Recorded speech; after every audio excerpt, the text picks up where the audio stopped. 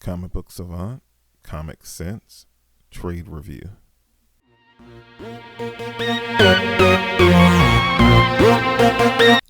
Welcome back to the Comic Book Savant podcast. I'm your host, James Harris.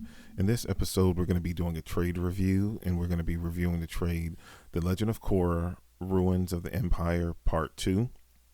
As you're familiar, if you've listened to the podcast for any amount of time, I'm a huge fan of the Avatar series, be it Legend of Korra or the original Aang, the original Last Airbender, well, not the Last Airbender, but Avatar, the cartoon series. They've both the original and the Korra series both went on to do a series of original graphic novels published by Dark Horse. They will be having they were going to have a Netflix show, which I don't know if it's still going to happen. It was announced, but the creators of the series walked away from creative differences from what Netflix wanted to do with the show.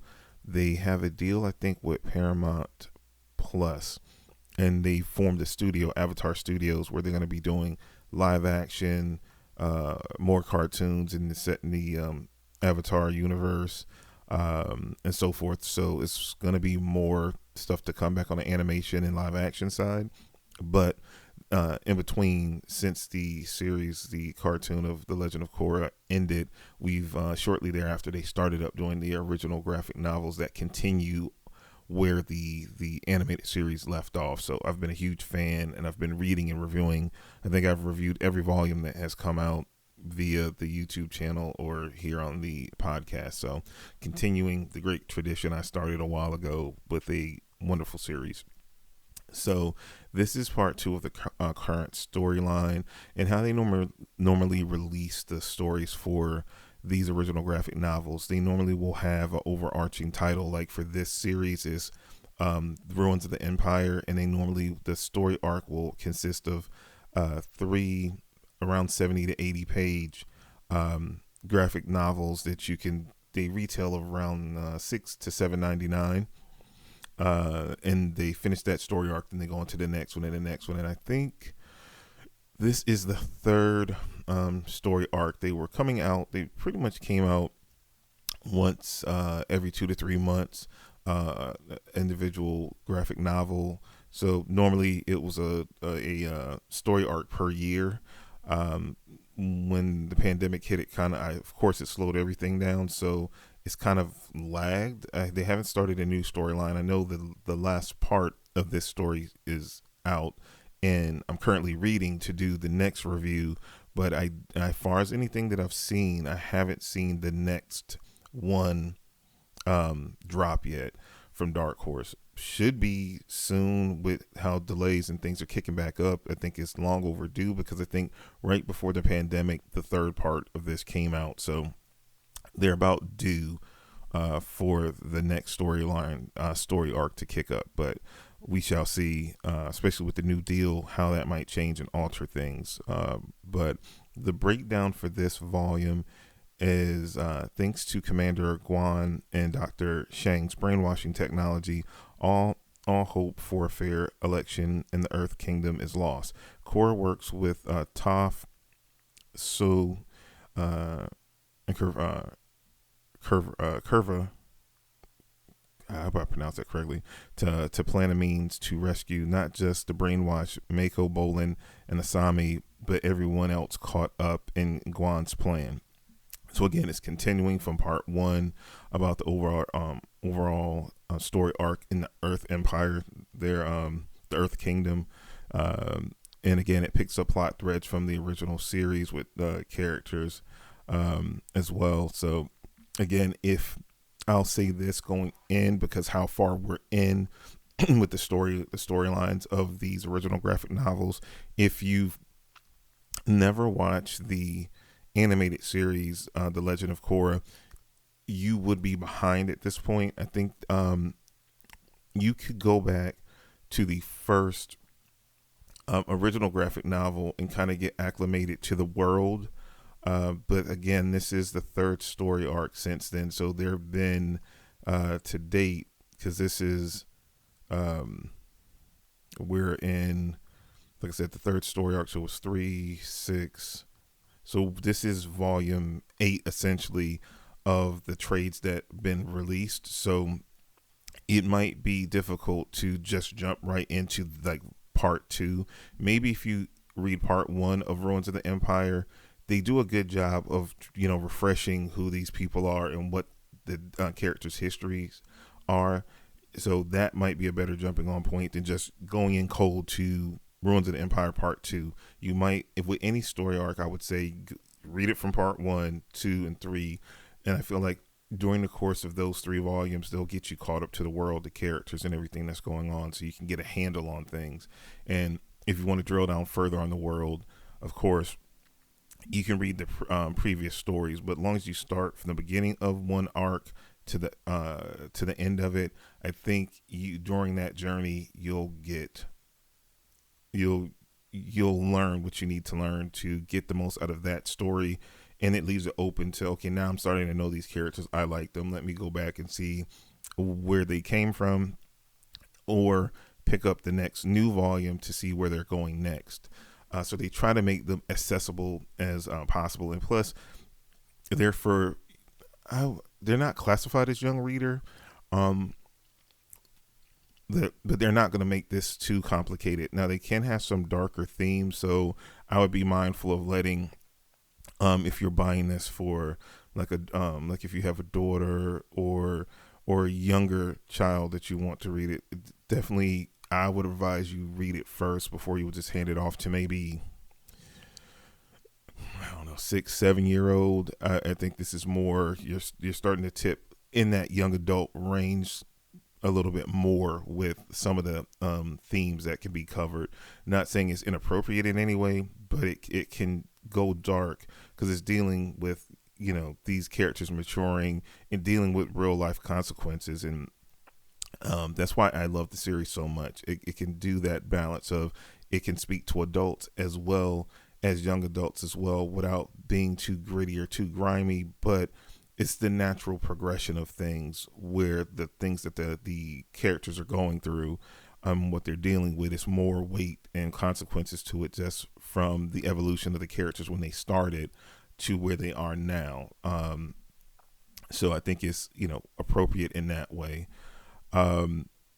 Just to give you a rundown on some of the details of this volume. I forgot to do that earlier. Again, this is Legend of Korra: Ruins of the Empire Part 2, published by Dark Horse, retails for $6.99, written by one of the series creators, Michael Dante DiMartino, artworks done by Michelle Wong, colors done by Killian Ning, and lettering done by Rachel Deering.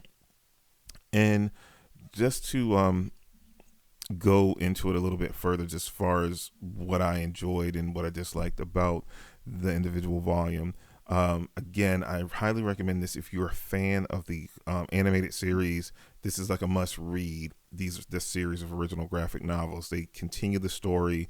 Literally, the first volume of the first series of graphic novels pick up the moment that the cartoon ends, and it has evolved on from there.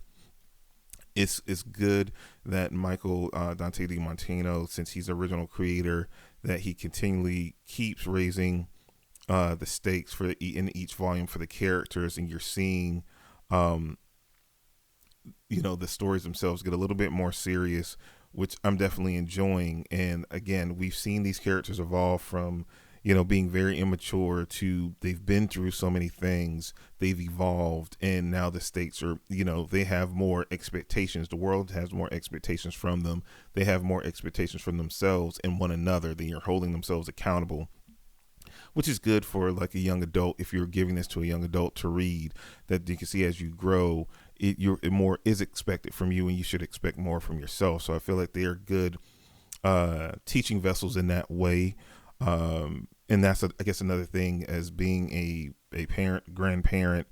I grew up with those values. So to see it so expertly done in the medium of comics and cartoon, I just think is awesome.